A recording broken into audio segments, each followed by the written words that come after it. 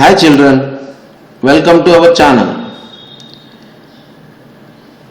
Today we are going to discuss 3 questions which are given under reflections of concepts in the lesson Structure of Atom. That is chapter number 6. First of all, you have to read the textbook carefully.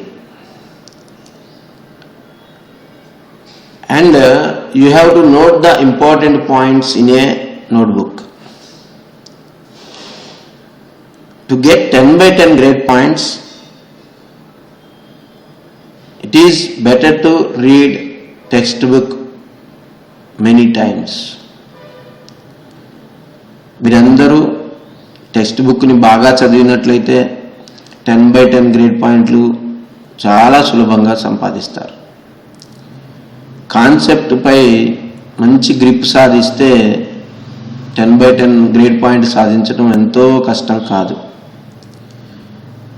ఇక 43rd and 44th day మనం రీడింగ్కి కేటాయించాం కాబట్టి structure of atom lesson 44th and 43rd డేలో చదివి ఉంటారని అనుకుంటున్నాను. ఈరోజు 45th day.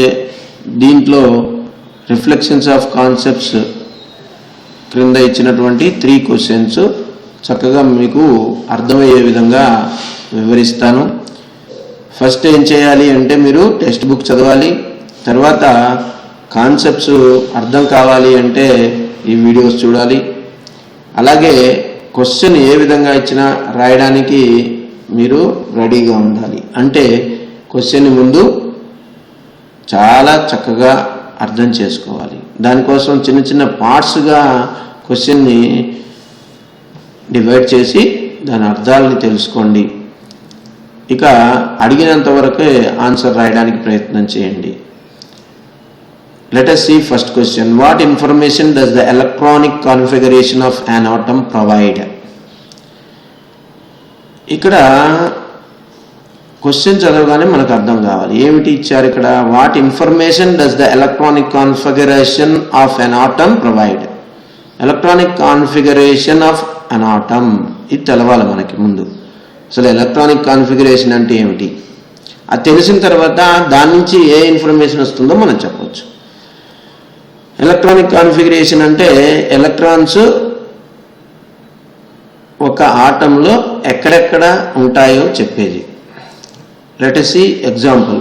Sodium atomic number 11. దాని electronic configuration 1s2 2s2 2p6 3s1 ఇక్కడ చక్కగా ఇవ్వడం జరిగింది. By this electronic configuration, what information can be acquired? దీని నుంచి మనము ఏ ఇన్ఫర్మేషన్ని తీసుకోవచ్చు. It provides the information about number of electrons in the atom.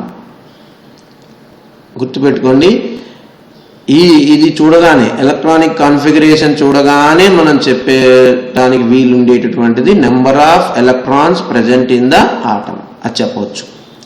అలాగనే how the electrons are distributed in various orbitals ఇది కూడా చెప్పవచ్చు. చూడండి, 1s ఆర్బిటాల్లో ఎన్ని ఎలక్ట్రాన్స్ ఉన్నాయి, 2s ఆర్బిటాల్లో ఎన్ని ఉన్నాయి, 2pలో ఎన్ని ఎలక్ట్రాన్స్ ఉన్నాయి, 3sలో ఎన్ని ఎలక్ట్రాన్స్ ఉన్నాయి. ఇలా distribution of electrons in various orbitals గురించి ఇది చెప్తుంది. అట్లనే simply we can say the position of that atom in the periodic table. Periodic టేబుల్లో దీని యొక్క పొజిషన్ చెప్పవచ్చు. Because look here 3s1 is the outermost orbital electronic configuration, that is 3s1. 3s1 అనేది outermost orbit యొక్క ఉన్న ఎలక్ట్రాన్లు. అంటే 3rd ఆర్బిట్లో last electron ఉంది. వెంటనే మనము చెప్పేయచ్చు sodium belongs to 3rd period అని. ఈ ముందున్న నెంబరు మనకి పీరియడ్ నెంబర్ని తెలియచేస్తుంది కాబట్టి 3s1 అనగానే 3rd పీరియడ్లో ఉంటుంది అని చెప్తాం. అలాగనే లాస్ట్ ఎలక్ట్రాన్ ఎస్ ఆర్బిటాల్లో ఉంది. అలానే ఎస్ పైన 1 అని ఉంది, అంటే నెంబర్ ఆఫ్ వ్యాలెన్స్ ఎలక్ట్రాన్స్ తెలియజేస్తుంది అనమాట. 3s1 అనే దాంట్లో ఇక్కడ మనకు వ్యాలెన్స్ ఎలక్ట్రాన్స్ ఏంటో అర్థమవుతాయి. ఎన్ని ఉన్నాయి వ్యాలెన్స్ ఎలక్ట్రాన్స్? 1 ఉంది. సో దాని వ్యాలెన్సీ కూడా చెప్పవచ్చు. నెంబర్ ఆఫ్ వ్యాలెన్స్ ఎలక్ట్రాన్స్ తెలుస్తాయి, వ్యాలెన్సీ కూడా తెలుస్తుంది. అట్లనే ఏ గ్రూప్కి చెందుతుందో కూడా చెప్పవచ్చు. ఇట్ బిలాంగ్స్ ఎస్ బ్లాక్ చెందుతుంది. It belongs first group, it belongs third period. చూడండి, ఇలా ఒక ఎలక్ట్రానిక్ కాన్ఫిగరేషన్ నుండే మనం ఇవన్నీ చెప్పవచ్చు. నెంబర్ ఆఫ్ ఎలక్ట్రాన్స్ చెప్పవచ్చు, ఎలక్ట్రాన్స్ డిస్ట్రిబ్యూషన్ చెప్పవచ్చు, పొజిషన్ ఆఫ్ ఆటమ్ చెప్పవచ్చు, వ్యాలెన్స్ ఎలక్ట్రాన్స్ చెప్పవచ్చు, అలాగే వ్యాలెన్సీ ఎంత అని చెప్పవచ్చు. If you know the valency, we can easily say the bond which it forms. మనము ఈ వ్యాలెన్సీ తెలిస్తే అది ఏ బాండ్ని ఫామ్ చేస్తుందో కూడా చెప్పవచ్చు అనమాట. ఇన్ని రకాలుగా ఈ ఎలక్ట్రానిక్ కాన్ఫిగరేషన్ నుంచి మనకు ఇన్ఫర్మేషన్ వస్తుందన్నమాట. సింపుల్గా ఈ ఎలక్ట్రానిక్ కాన్ఫిగరేషను చూడగానే మనము ఆ ఎలిమెంటు ఏ పీరియడ్కి చెందుతుంది, ఏ గ్రూప్కి చెందుతుందో కూడా చెప్పవచ్చు. ఇక next question, rainbow is an example for continuous spectrum. అసలు కంటిన్యూస్ స్పెక్ట్రమ్ అంటే ఏమిటి? కంటిన్యూటీ అంటే దెర్ ఈజ్ నో గ్యాప్లు ఎక్కడ ఉండవు. స్పెక్ట్రమ్ అంటే తెలుసు మనకి. ఈ రెయిన్బోని కంటిన్యూస్ స్పెక్ట్రమ్ అని ఎందుకు అంటాము అన్నాడు. ఎందుకు అంటామంటే ఇక్కడ చూడండి, ఈ ఇమేజ్లో మనకు కనపడినటువంటి రెయిన్బోలో ఎక్కడా కూడా బ్రేక్స్ లేవు. అంటే కలర్స్లో ఎండ్ పార్ట్ అంటూ లేదు. ఈ కలర్ ఇంతవరకు అని ఎగ్జాక్ట్గా చెప్పే విధంగా లేదు. It is a natural spectrum appearing in the sky. ఎప్పుడు వస్తుంది? Just after a rain. వర్షం పడిన తర్వాత మనకు కనపడుతూ ఉంటుంది. ఇది ఎలా జరుగుతుంది? It is caused by dispersion of sunlight. ఈ డిస్పర్షన్ ఎక్కడ జరుగుతుంది అంటే by tiny water droplets present in atmosphere. Tiny droplets, water డ్రాప్లెట్స్లో నుండి మన సన్లైట్ ఎప్పుడైతే వెళుతుందో అక్కడ డిస్పర్షన్ అనే ఫెనామినా జరిగి మనకు ఈ రెయిన్బో అని వస్తుంది. It consist of 7 colours. There is no boundary for each colour. ప్రతి దానికి ఒక బౌండరీ అంటూ లేదు. In the rainbow there are no sharp boundaries in between colours. ప్రతి కలర్కి ఒక బౌండరీ అంటూ లేదు. So it is continuous. That's why rainbow is an example for continuous spectrum. మనం రెయిన్బోని కంటిన్యూస్ స్పెక్ట్రమ్ అనవచ్చు అనమాట. ఎందుకు అంటే ఇదే కారణం. ఏ కలర్ కూడా ప్రత్యేకమైన బౌండరీ, ఎండ్ పాయింట్ అంటూ లేదు. అన్నీ కంటిన్యూగా ఉన్నట్లుగానే ఉంటాయి. So it is a continuous spectrum.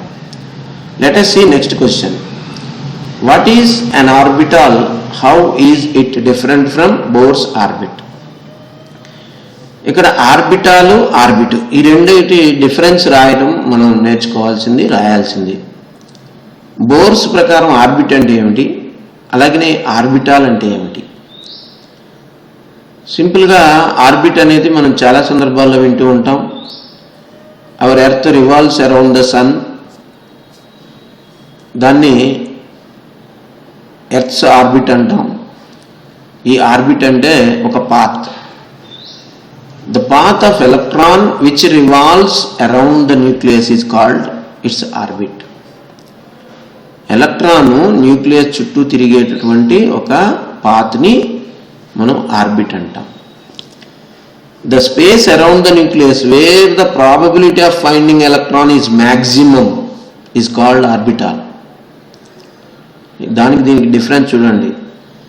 ఏ ప్లేస్లో అయితే ఎలక్ట్రాన్ ఉంటుంది అని చెప్పగలిగేటటువంటి ప్రాబబిలిటీ ఎక్కువగా ఉండే స్పేస్ ఏదైతే ఉందో దాన్ని ఆర్బిటాల్ అంటాం.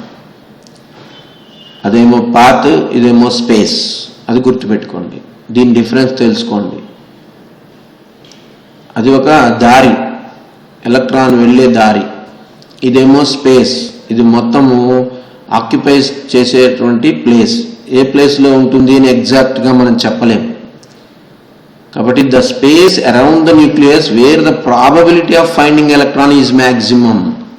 ఇక్కడ ఉండవచ్చు అని చెప్పగలిగే మ్యాక్సిమం స్పేస్ ఏదైతే, మ్యాక్సిమం ప్రాబబిలిటీ ఏదైతే ఉంటుందో ఆ స్పేస్ని మనం ఆర్బిటాల్ అంటాం. ఇక వీటి డిఫరెన్సెస్ ఏంటంటే, ఆర్బిట్ అంటే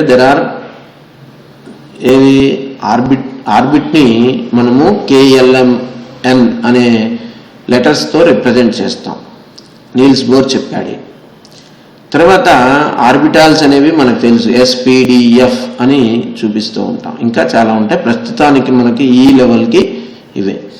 అట్లనే ఆర్బిట్ అనేది పాత్ అన్నాం కదా, మార్గము అన్నాం కదా. So it is 2 dimensional. అదే ఆర్బిటాల్ అనగానే మనకు వెంటనే గుర్తు రావాలి SPD. వీటి యొక్క ఇమేజెస్ మనము టెక్స్ట్ బుక్లో చూసాం. వెంటనే దాన్ని చూడగానే మనకు గుర్తు రావాలన్నమాట. Orbital is 3 dimensional. 3 డైమెన్షనల్కి 2 డైమెన్షనల్కి తేడా మీకు తెలిసే ఉంటుంది. ఒకసారి ఆ ఫిగర్స్ చూసినట్లయితే మీకు అర్థమవుతుంది. అంటే 3 డైమెన్షనల్ అంటే సింపుల్గా మీకు అక్కడ XYZ యాక్సిస్ ఉంటాయి, అంటే కంపల్సరీ 3 డైమెన్షనల్ ఉన్నట్లే. డైమెన్షన్స్ కొలతలు, 3 కొలతలు. అట్లే ఆర్బిట్ అనేది, ఆర్బిట్లో నెంబర్ ఆఫ్ ఎలక్ట్రాన్స్ ఎన్ని ఉంటాయంటే 2n². Maximum number of electrons present in the orbit is 2n². అదే ఆర్బిటాల్, S ఆర్బిటాల్లో కానీ P ఆర్బిటాల్లో మళ్ళీ PX, PY, PZ ఉంటుంది. ఇలా ఒక్కొక్క ఆర్బిటాల్లో only 2 electrons are possible. Maximum number of electrons present in an orbital is 2. అలానే ఆర్బిట్ అనేది circular shape కావచ్చు, అట్లనే ఎలిప్టికల్ షేప్ కూడా కావచ్చు. ఇక్కడ రాయలేదు. ఆర్బిట్ అనేది సర్క్యులర్ షేప్ కావచ్చు, ఎలిప్టికల్ షేప్ కావచ్చు. అదే ఆర్బిటాలు S ఆర్బిటాల్ అయితే స్పెరికల్ షేప్లో ఉంటుంది, P ఆర్బిటాల్ డంబెల్ షేప్లో ఉంటుంది, D ఆర్బిటాల్ డబుల్ డంబెల్ షేప్లో ఉంటుంది. ఇంకా F ఆర్బిటాల్ గురించి ఈ క్లాసులో ఇప్పుడు మనం నేర్చుకోము, కాబట్టి దాని గురించి డిస్కషన్ ఇప్పుడు అవసరం లేదు. ఈ ఆర్బిట్కి ఆర్బిటాల్కి డిఫరెన్స్ ఏంటంటే, ఆర్బిట్ అనేది సింపుల్గా మీరు గుర్తుపెట్టుకోవాలి, it is a path. Orbital అనేదేమో స్పేస్. ఎలక్ట్రాన్ ఎక్కడ ఉంటుంది అని చెప్పగలిగే స్పేస్ ఏదైతే ఉందో, ఇక్కడ ఉంటుంది అక్కడ ఉంటుంది అని చెప్పగలిగే స్పేస్ ఏదైతే ఉందో దాన్ని ఆర్బిటాల్ అంటాం. ఎలక్ట్రాన్ తిరిగే మార్గం, పాత్నేమో ఆర్బిట్ అంటాం. Thank you for watching. ఈ ఛానల్లో మీకోసం 10th క్లాస్ పిల్లల కోసం దాదాపు 250 వీడియోస్ ఉన్నాయి. Telugu, Hindi, English, maths, science, social అన్నిటికి సంబంధించినవి కొన్ని వీడియోలు ఉన్నాయి. వాటన్నిటినీ చూడండి. 10/10 గ్రేడ్ పాయింట్స్ సాధించండి. మీరు టెక్స్ట్ బుక్ని చదివి, అలాగే ఏమైనా సందేహాలు ఉన్నట్లయితే, డౌట్స్ ఉంటే కంపల్సరీ కామెంట్లో కానీ మీ టీచర్ ద్వారా కానీ రెక్టిఫై చేసుకోండి. We will meet in the next video. Till then, watch Aditya channel. Thank you.